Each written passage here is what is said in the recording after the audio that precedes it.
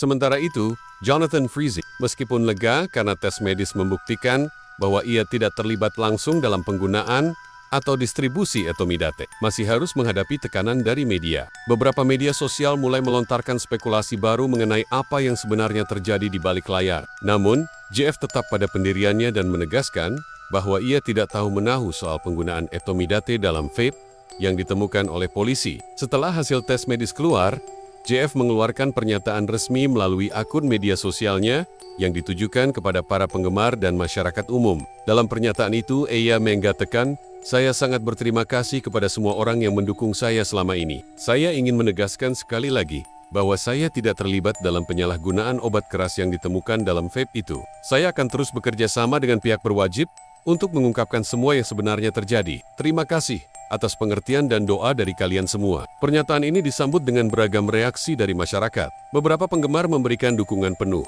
sementara yang lain masih merasa curiga dan menganggap ada sesuatu yang disembunyikan. Namun, banyak yang berharap kasus ini segera terungkap sepenuhnya agar tidak ada lagi spekulasi yang beredar. Di tengah perkembangan yang penuh ketegangan ini, penyelidikan terus berlanjut dengan melibatkan pihak-pihak terkait lainnya, termasuk sejumlah saksi tambahan yang mungkin bisa memberi petunjuk lebih jelas. Kasus vape mengandung etomidate ini menjadi semakin rumit dan melibatkan banyak pihak, baik dari dalam negeri maupun luar negeri. Namun, yang paling mengkhawatirkan adalah dampak jangka panjang dari kasus ini. JF, yang sebelumnya dikenal sebagai seorang artis dengan citra positif, kini harus menghadapi tantangan besar dalam menjaga kariernya. Ketidakpastian tentang statusnya dalam kasus ini membuat banyak pihak bertanya-tanya apakah nama baiknya akan bisa dipulihkan sepenuhnya. Para penggemar JF berharap agar kasus ini segera terungkap dengan jelas, sehingga mereka bisa kembali mendukung idolanya tanpa keraguan. Namun,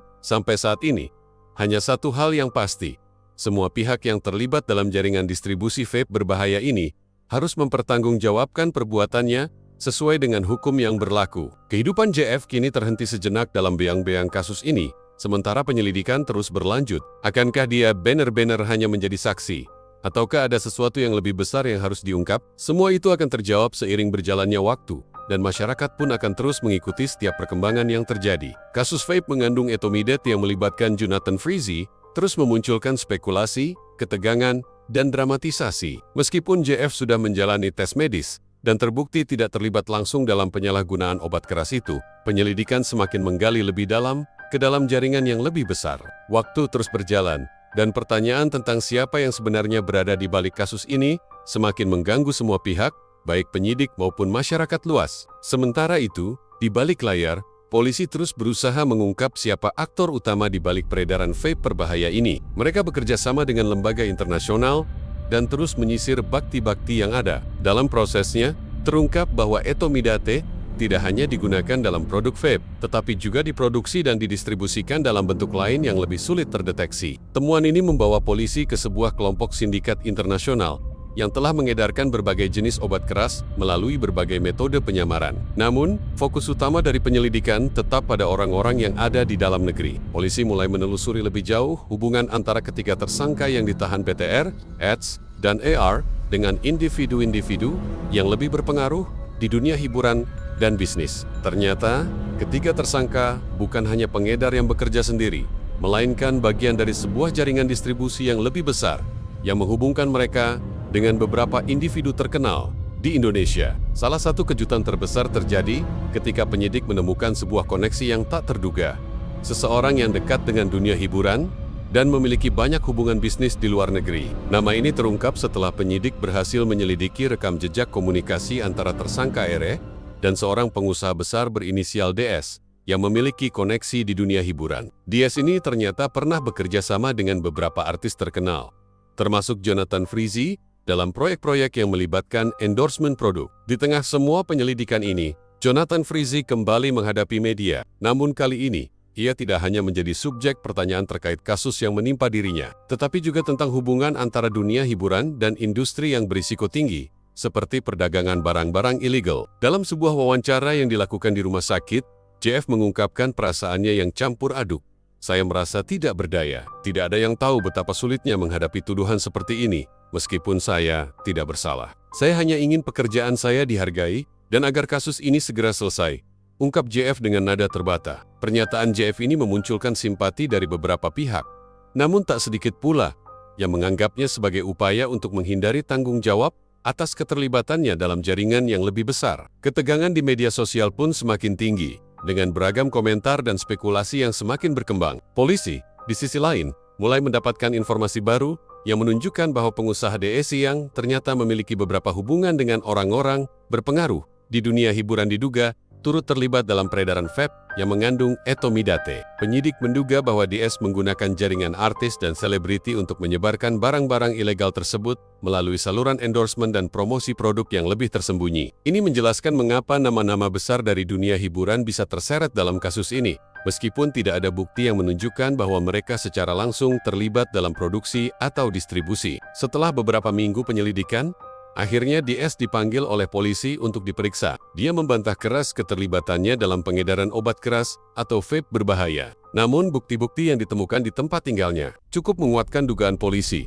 bahwa dia terlibat dalam jaringan yang lebih besar. DS kini menjadi tersangka baru dalam kasus ini, dan penyidik tengah mendalami lebih jauh bagaimana dia bisa menggunakan pengaruhnya untuk mendistribusikan barang-barang ilegal tanpa terdeteksi oleh pihak berwenang. Jonathan Freese, meskipun sudah menjalani pemeriksaan lebih lanjut dan tes medis yang menghapus dugaan keterlibatannya dalam penggunaan obat keras, tetap berada dalam posisi yang sulit. Banyak yang mulai mempertanyakan kembali kehadirannya dalam berbagai proyek endorsement dan bagaimana dia bisa begitu dekat dengan individu-individu yang terlibat dalam kegiatan ilegal ini. Pada titik ini, meskipun polisi mengakui bahwa Jeff bukanlah tersangka, dunia hiburan tetap mencermati pergerakan kasus ini dengan penuh perhatian. Penyelidikan semakin memasuki babak baru yang lebih rumit. Polisi kini juga mulai mengeksplorasi kemungkinan adanya pihak lain yang lebih besar di balik DS dan jaringan ini, baik di dalam negeri maupun luar negeri. Terungkap bahwa ada kemungkinan pengedaran vape berbahaya ini melibatkan beberapa negara di kawasan Asia Tenggara, dan mungkin bahkan melibatkan sindikat internasional yang lebih besar.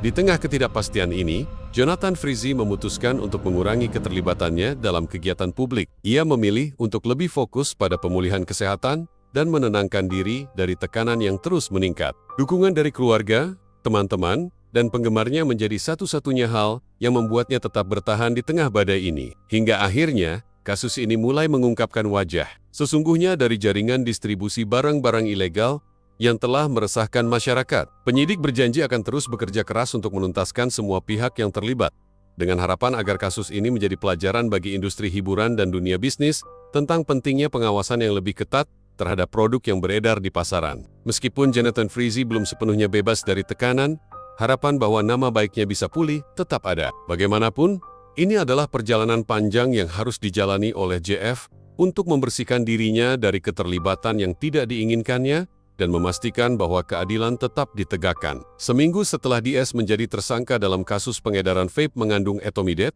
tekanan terhadap dunia hiburan dan bisnis semakin terasa. Berita tentang jaringan distribusi obat keras ini terus menyebar, membawa dampak besar bagi artis-artis dan public figure yang sebelumnya tidak ada hubungannya dengan kasus ini. Dunia hiburan yang selama ini dianggap sebagai ruang yang penuh dengan prestasi dan kebahagiaan, kini diguncang oleh kenyataan pahit tentang bagaimana industri ini bisa terkait dengan jaringan kriminal yang besar. Namun, di balik semua kerumitan itu, Jonathan Freese mencoba untuk tetap tegar. Ia menyadari bahwa meskipun ia sudah menjalani tes medis dan terbukti tidak terlibat langsung dalam penyalahgunaan etomidate, bayang-bayang kasus ini tetap mengganggu kehidupannya. Nama baiknya terus terancam oleh spekulasi yang tak pernah berhenti berkembang di media sosial dan media massa. Hari itu, JF akhirnya memutuskan untuk memberi penjelasan yang lebih mendalam kepada publik melalui sebuah konferensi pers.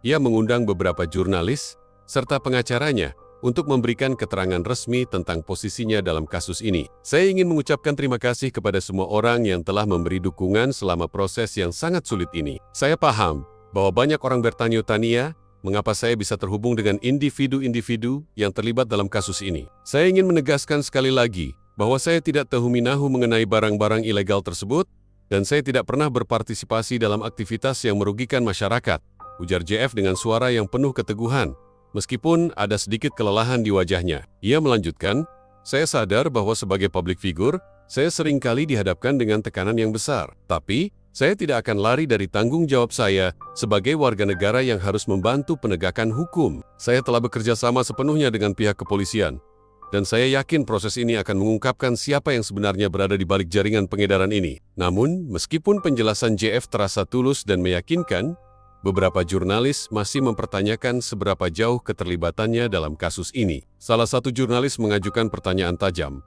"Bapak Frizi, bagaimana Anda bisa menjelaskan hubungan Anda dengan dia? Pengusaha yang diduga memiliki keterlibatan dalam pengedaran barang-barang ilegal ini? Bukankah Anda terlibat dalam proyek-proyek yang melibatkan dia sebelumnya?" Jonathan Frizi tampak sedikit terkejut dengan pertanyaan tersebut. Ia tampak berpikir sejenak lalu menjawab, "Saya mengenal DS melalui beberapa proyek profesional yang saya jalani di masa lalu. Namun, hubungan kami hanya sebatas kerjasama dalam bidang endorsement dan promosi produk. Saya tidak pernah terlibat dalam bisnis atau kegiatan yang melibatkan obat keras atau narkotika. Saya bisa menjamin itu." Meskipun jawabannya terkesan jujur, banyak yang masih ragu. Semua orang tahu bahwa dunia hiburan memiliki banyak lapisan yang tak terlihat, dan bahwa pengaruh pengusaha besar seperti DS bisa saja menjalar ke banyak sektor tanpa terdeteksi. Namun, pihak kepolisian yang saat itu tengah menggali lebih dalam, mulai mendapatkan petunjuk baru yang mengarah pada kemungkinan bahwa DS bukanlah satu-satunya pengusaha yang terlibat. Jaringan ini ternyata lebih luas dari yang dibayangkan,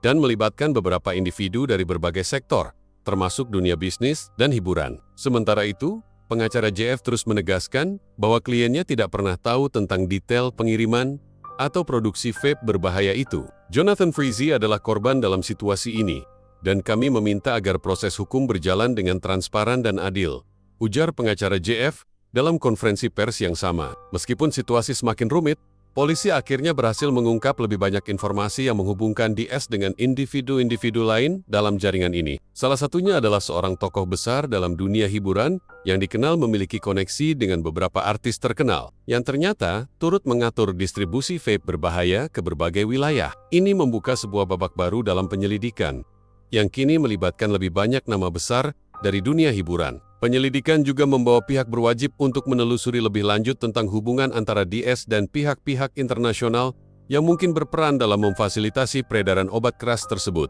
Mereka menemukan bahwa DS diduga memiliki saluran distribusi yang melibatkan jaringan di luar negeri, terutama di beberapa negara di Asia Tenggara. Penyidik semakin yakin bahwa ini adalah jaringan internasional yang jauh lebih besar dari yang mereka duga sebelumnya. Sementara itu, Jonathan Frizi memutuskan untuk lebih banyak diam dan menyerahkan semua proses hukum kepada pengacaranya. Ia merasa sudah memberikan semua keterangan yang diperlukan untuk membantu penyidik. Dengan nama baiknya yang kini dipertaruhkan, JF mencoba untuk menjaga ketenangannya dan melanjutkan hidupnya dengan penuh kehati-hatian. Di tengah perjalanan kasus yang semakin rumit ini, publik terus mengikuti setiap perkembangan dengan penuh rasa penasaran. Setiap twist baru dalam penyelidikan semakin membuka mata masyarakat tentang bagaimana dunia hiburan dan dunia bisnis bisa terhubung dengan jaringan yang sangat berbahaya. Namun bagi Jonathan Frizi, satu hal yang pasti, ia berharap kasus ini segera selesai dan ia bisa kembali menjalani hidupnya tanpa beang-beang yang menghantui.